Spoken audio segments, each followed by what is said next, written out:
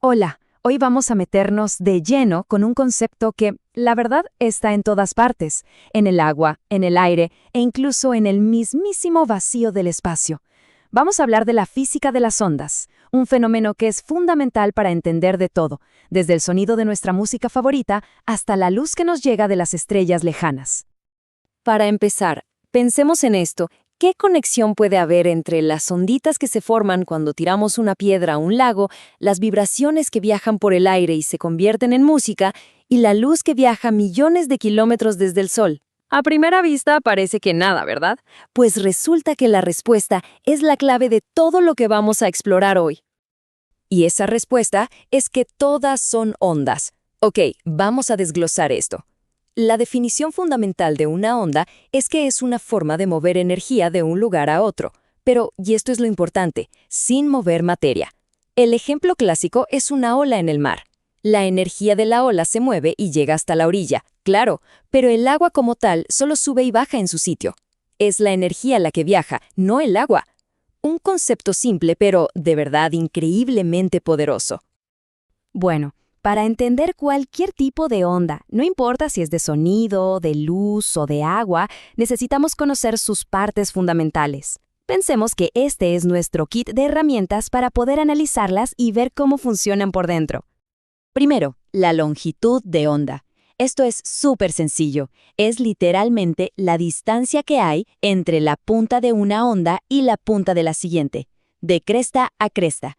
En pocas palabras, nos dice qué tan larga o qué tan corta es esa onda. Después tenemos la frecuencia. Si la longitud de onda era una medida de espacio, la frecuencia es una medida de tiempo. Lo que hace es contar cuántas ondas completas pasan por un punto fijo en un solo segundo. Es como el ritmo o el pulso que lleva la onda. Y finalmente la amplitud. Esto no es más que la altura máxima que alcanza la onda desde su punto de equilibrio. Y aquí está lo crucial. La amplitud nos habla de la energía, de la intensidad de la onda. Una pequeña onda en un charco tiene poca amplitud. Un tsunami, en cambio, tiene una amplitud enorme. Ahí está la diferencia de energía. Ahora que conocemos sus partes, vamos a ver cómo se mueven. Resulta que no todas las ondas vibran de la misma manera. Y esta diferencia es clave. Podemos clasificarlas en dos grandes grupos según cómo sea la dirección de su vibración. Aquí tenemos los dos tipos principales. Por un lado, las ondas longitudinales. La mejor forma de imaginarlas es con un resorte. Si lo empujamos, vemos cómo una zona de compresión viaja a lo largo de él. Es decir, las partículas vibran en la misma dirección en la que viaja la energía. Y por otro lado están las ondas transversales. Estas son como cuando agitamos una cuerda. La energía se mueve hacia adelante, pero la cuerda se mueve hacia arriba y hacia abajo, o sea, de forma perpendicular. ¡Excelente! Con estas herramientas ya podemos empezar a analizar cosas del día a día. ¿Y qué mejor para empezar que algo que experimentamos todo el tiempo? El sonido. El sonido tiene un par de características clave. La primera es una onda mecánica. ¿Qué significa esto? Que necesita un medio material para viajar. Aire, agua, una pared, lo que sea. Por eso en el vacío del espacio no hay sonido. Y la segunda es una onda longitudinal, exactamente como el resorte que acabamos de ver. El sonido se propaga creando compresiones en el aire. ¿Y cómo se relaciona esto con lo que oímos? Pues es muy directo. La frecuencia de la onda de sonido es lo que determina su tono. Una frecuencia alta, o sea, muchas vibraciones por segundo, nos da un sonido agudo, como un silbido. Una frecuencia baja nos da un sonido grave, como el de un bajo. Y de la misma manera, la amplitud de la onda se traduce directamente en el volumen. Una onda con una gran amplitud lleva más energía, y nuestro oído lo percibe como un sonido más fuerte, tan simple y elegante como eso. Ahora, hablemos de un fenómeno muy curioso, el eco. Y todo tiene que ver con una limitación de nuestro cerebro. Resulta que necesita un pequeñísimo instante, apenas una décima de segundo para poder procesar un sonido y distinguirlo del siguiente. Entonces, ¿qué pasa si el mismo sonido nos llega dos veces con un retraso mayor a esa décima de segundo? Bueno, eso es precisamente lo que crea el eco.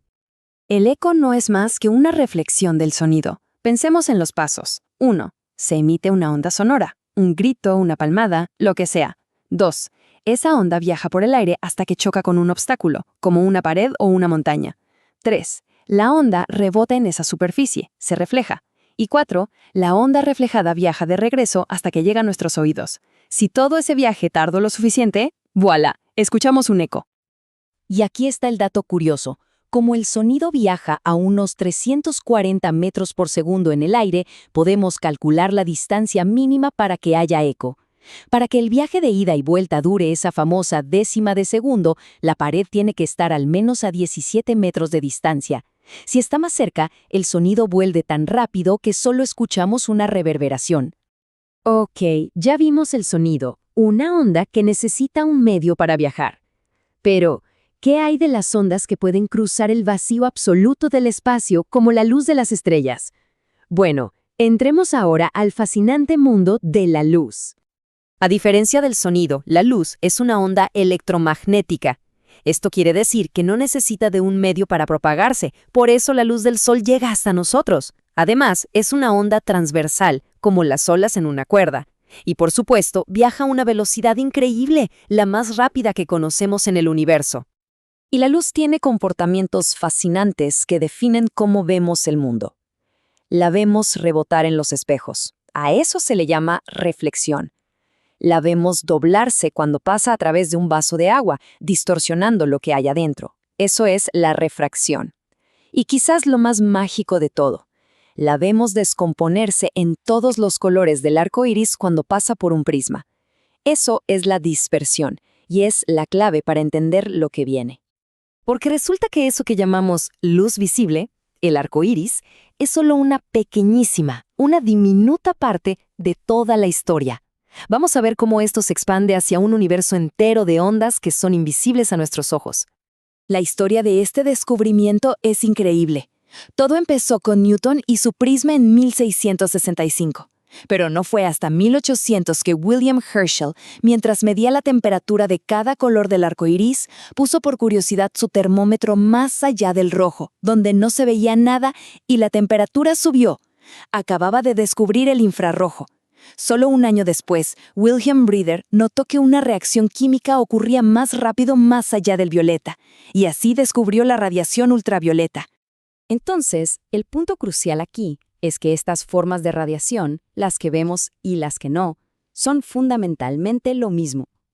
Todas son ondas electromagnéticas. Su única diferencia es la longitud de onda y la frecuencia. Juntas forman el gigantesco espectro electromagnético. Y la conexión es clave. Las ondas con longitudes más cortas y frecuencias más altas, como la ultravioleta, transportan mucha más energía. Por el contrario, las de longitud más larga, como las de radio, transportan menos. Así que, la próxima vez que escuchemos la radio, calentemos comida en el microondas o nos hagan una radiografía, vale la pena recordar que estamos interactuando con este universo invisible de ondas que nos rodea constantemente. Y eso nos deja con la verdadera pregunta, ¿no? ¿Qué más nos falta por descubrir?